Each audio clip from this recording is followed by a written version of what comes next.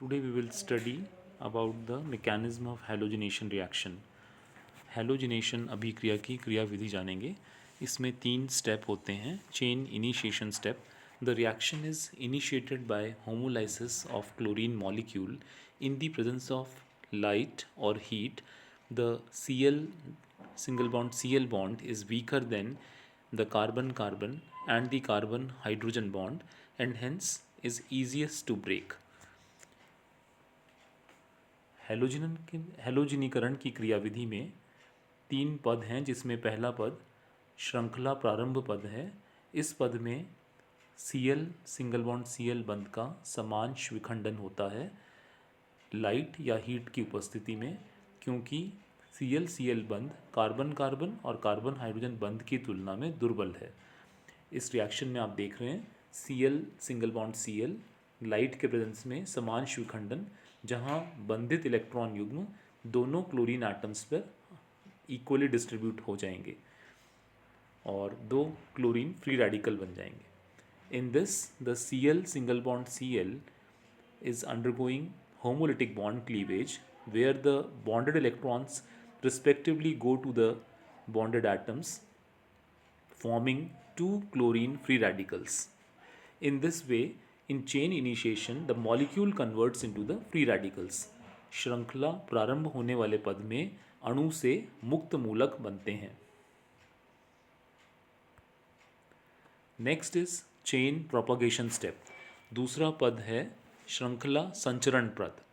Chlorine free radicals attacks the methane molecule and takes the reaction in the forward direction by breaking the carbon hydrogen bond to generate methyl free radical with the formation of HCl. श्रृंखला संचरण पद में chlorine मुक्त मूलक methane अणु के अंदर carbon hydrogen बंध का समांश विखंडन करते हैं और उससे एक HCl तथा मैथिल मुक्त मूलक बनता है. See, in always the propagation step, one type of radical converts into another. Till now we have studied that in initiation step the molecule converts into the free radical, whereas in propagation step one of the radical converts into another radical. अब तक हमने जाना श्रृंखला प्रारंभ पद में अणु से मुक्त मूलक का बनना होता है, जबकि श्रृंखला संचरण पद में एक मूलक दूसरे मूलक में बदल जाता है.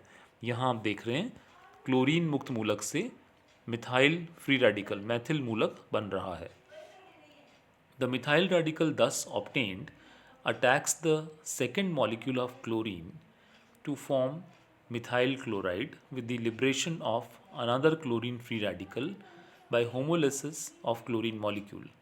जैसा आप रिएक्शन में देख रहे हैं, जो मिथाइल फ्री रेडिकल जनरेट हुआ वो क्लोरीन मॉलिक्यूल के साथ रिएक्ट जब करेगा तो दूसरे क्लोरीन मॉलिक्यूल का होमोलिटिक बॉन्ड क्लीवेज होगा और उससे जो डिज़ायर्ड प्रोडक्ट मिथाइल क्लोराइड है या क्लोरोमीथेन बन गया और एक हमें वापस से Cl फ्री रेडिकल मिल गया.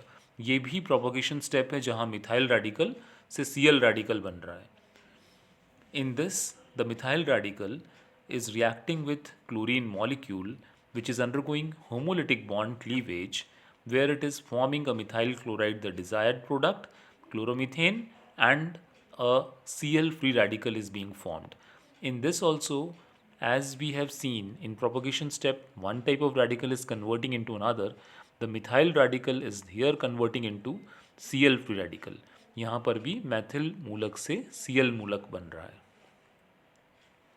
The last step is chain termination step. See, the termination step is the just opposite of the initiation step. Initiation step के just विपरीत termination step होता है. जैसे initiation में molecule से radical बना था, यहाँ पर radicals combine करके molecule बना देंगे. The reaction stops after some time due to consumption of reactants and or due to the following side reaction. The possible chain terminating steps are जितने भी मूलक अभिक्रिया के दौरान बने हैं वो मूलक आपस में जुड़कर अणु बना देंगे और श्रृंखला बंद हो जाएगी. तो यहाँ देख रहे हैं Cl फ्री रेडिकल कंबाइन करके क्लोरीन मॉलिक्यूल दे रहा है, CH3 रेडिकल कंबाइन करके इथेन दे रहे हैं, मिथाइल रेडिकल और Cl रेडिकल से मिथाइल क्लोराइड बन रहा है. Though in C methyl chloride the one of the product is formed but free radicals are consumed and the chain is terminated. यहाँ पर एक प्रोडक्ट तो बन गया है क्लोरोमीथेन और चेन टर्मिनेट हो गई है. इस तरह से टर्मिनेशन स्टेप में रेडिकल्स कंबाइन करके मॉलिक्यूल देते हैं. नेक्स्ट केमिकल प्रॉपर्टीज़ में देखें कंबशन. किसी भी हाइड्रोकार्बन का अगर हम कंबशन करते हैं इट कन्वर्ट्स इनटू, जितना भी कार्बन होगा वो कार्बन डाइऑक्साइड बनाएगा और जितना हाइड्रोजन है वो वाटर में कन्वर्ट होगा.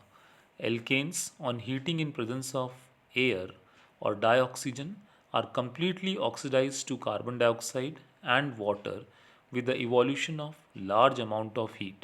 कंबशन की रिएक्शन एक्सोथर्मिक होती है, बहुत सारी हीट लिबरेट करेगी ये रिएक्शन. और यहाँ एल्केन को जब हम ऑक्सीजन से रिएक्ट कराएंगे तो CO2 और H2O प्रोडक्ट बनेंगे और डेल्टा H नेगेटिव, यानी कि रिएक्शन एक्सोथर्मिक है, बहुत सारी हीट लिबरेट कर रही है. मीथेन को जब O2 के मॉलिक्यूल से कंबस्ट करते हैं तो CO2 और 2H2O और डेल्टा H नेगेटिव में काफ़ी हीट लिबरेट कर रहा है. इसी तरह से C4H10 ब्यूटेन के लिए दिखाया. और जनरल फार्मूले से हम ये कैलकुलेट कर सकते हैं कि कितना ऑक्सीजन चाहिए. अगर एल्केन का फार्मूला CnH2n+2 है तो 3n+1/2 इतना ऑक्सीजन एटम, ऑक्सीजन मॉलिक्यूल हमें कंबशन के लिए चाहिए. तो यहाँ पर n की वैल्यू 4 पुट करके देखिए, 4 × 12 + 1 13/2, 13/2 O2. It is giving you 4 CO2 and 5 H2O. Delta H is quite negative, showing that the reaction is exothermic and liberating a large amount of heat. The general combustion equation for any alkane is, see the formula of alkane CnH2n+2 and 3n+1/2 O2 is required and it gives nCO2 and n+1 H2O. Due to evolution of large amount of heat during combustion, alkanes are used as fuel cells. बहुत सारी heat liberate करने के कारण alkene fuel cell के रूप में भी कार्य कर सकते हैं.